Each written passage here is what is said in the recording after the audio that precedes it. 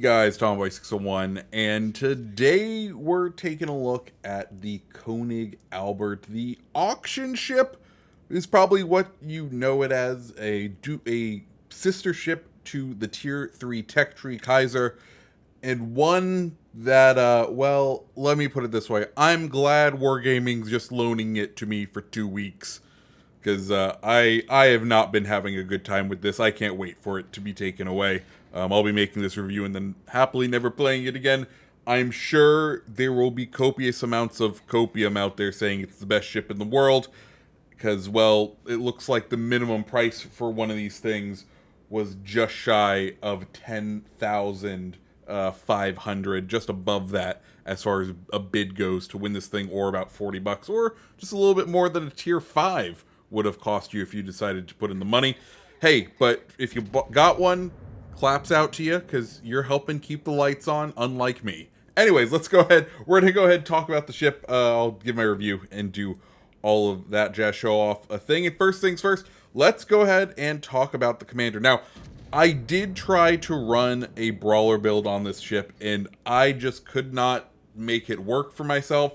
I just was not able to find that sweet spot. I ended up going with Von Hipper just to get some better dispersion out of the main batteries.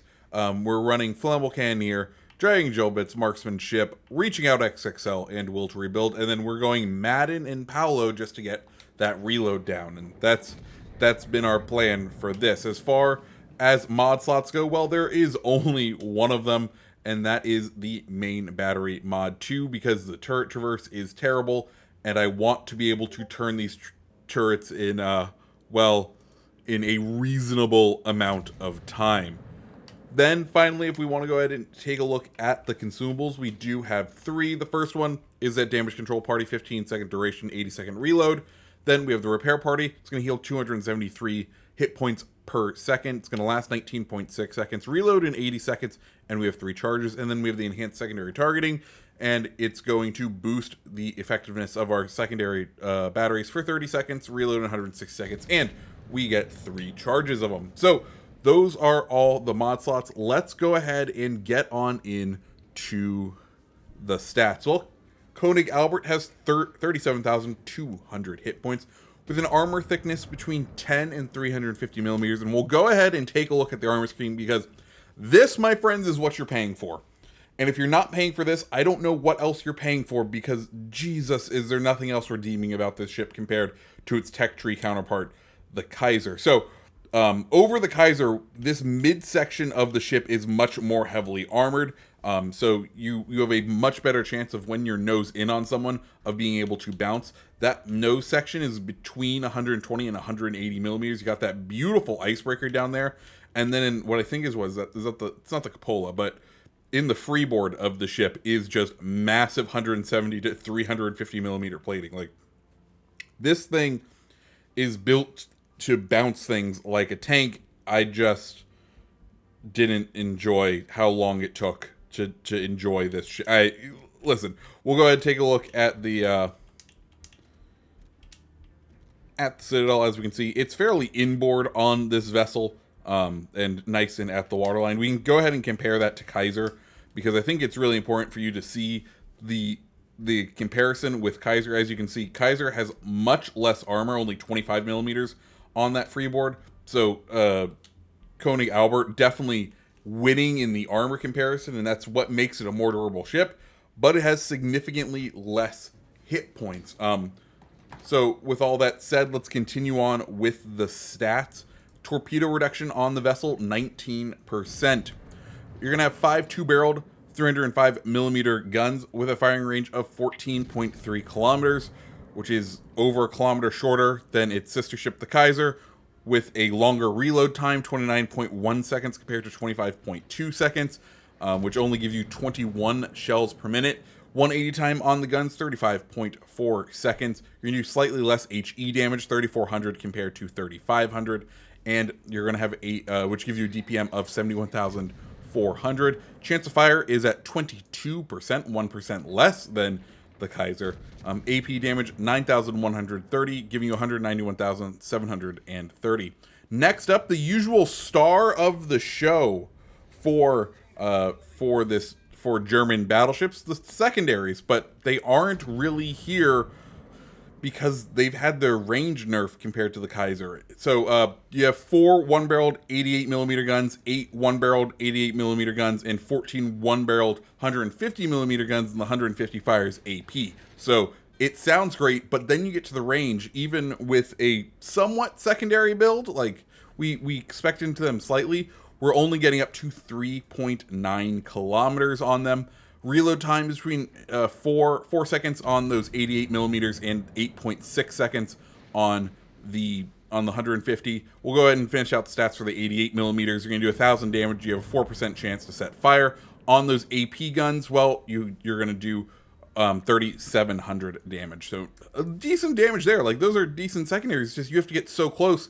And even when you're not running flammable cannoneer, you go so slowly in this ship, it's really difficult to catch up to anyone to be able to put these secondaries into use. AA, something that this ship is extremely lacking in. Like, Kaiser already wasn't the greatest, but AA is definitely a huge issue for this vessel, and one that you can't really afford to look away from because, well, I played, of all the matches, I think I only had one match today that didn't have an aircraft carrier. Tier 3 is filled with aircraft carriers, and you're gonna have to fight them. Range on these AA guns, 3 kilometers. Main maximum damage that they're going to do, 7 damage per second. Yep, it's bad. I don't think I shot down a plane all day. I had a 1v1 in an aircraft carrier today, and I lost. And I was within secondary range of said aircraft carrier. It was terrible. Yeah. Anyways, max speed of the vessel, 18.9 kilometers, turning radius 600 meters, with a rudder shift time of 12.7 seconds. Detectability by sea, 11.6 kilometers, by air, 9.7, and when firing in smoke, 9.3. And those are the stats of the vessel. Let's go ahead and take a look at a game in the ship. So here we are on the good old the archipelago map, and we are going to start our slow trudge towards A, and we just kind of stick it in full forward, and don't really touch that throttle much because, well, the max speed of the vessel has something to be desired. So my thoughts on the Konig Albert as we slowly start to sail out towards A. I am not a fan of this vessel. If you bought it, I hope you're happy with the money you spent on it, but I have a feeling we're going to see a lot of posts saying it's a great ship because people want to feel like they made a good call, and sadly, I don't think this ship was a good buy. You look at the armor and you're like, man, this is going to be fun, but one, I am not a fan of the Kaiser's turret layout.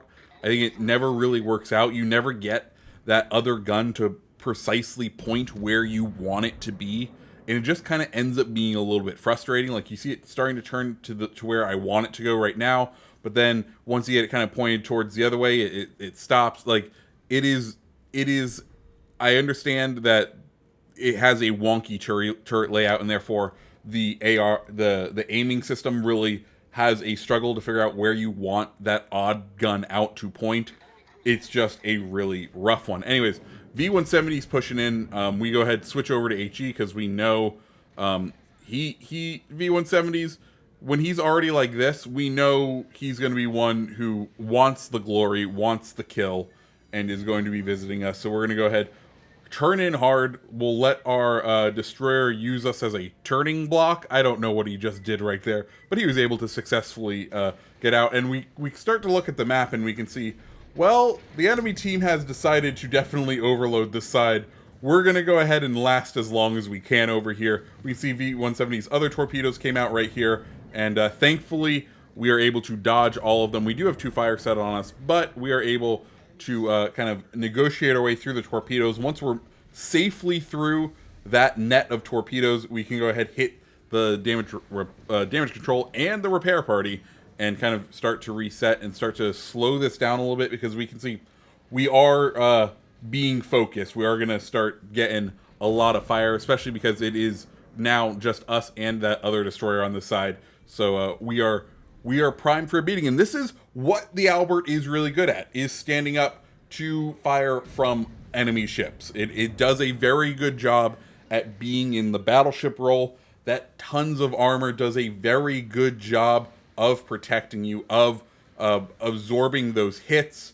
But, you know, there's only so much you can do, especially when, you know, you have German dispersion and you have a very lack of secondary batteries. And you can see, even when we get into this sort of close-ish quarters combat scenario, we are struggling. The turrets don't like to traverse very quickly, even when you build it into a brawler build and go for that turret traverse. Because of the nerfed range on the secondaries, that doesn't feel great at all. It is very much a struggle. As you can see right there, even the HE on Svetlana can do some damage to us.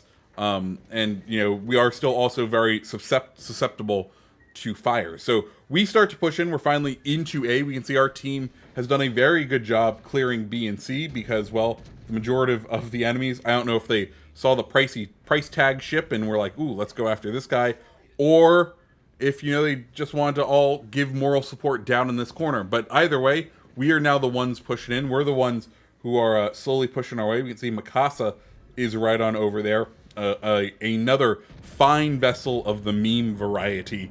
And we can also see Wyoming deciding to sit flat broadside. We'll see how long we can do. Now, this is kind of the optimal strategy that you want with Albert right here, is you have those three front guns. You want to kind of do what I call the elephant walk, where you just kind of trundle left to right towards your target. Of course, not giving up too much angle, which means he's using that HE. If he was firing AP, we might have a little bit better luck unless he got into that upper part of the nose.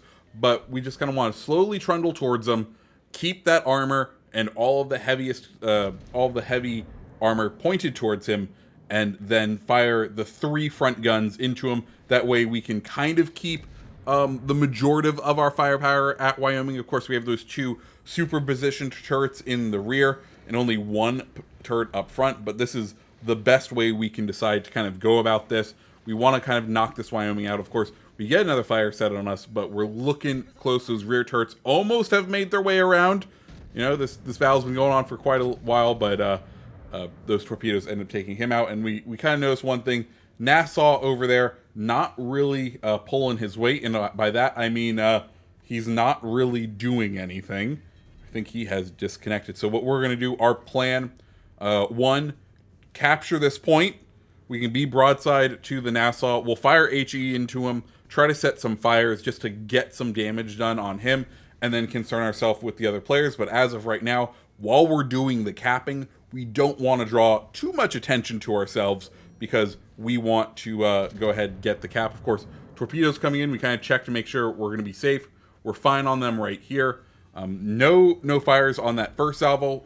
Wait for the second salvo or for the next salvo to get loaded, and well, we get the cap and we start to move forward. So while we get this fire going on the Nassau, final thoughts on the Konig.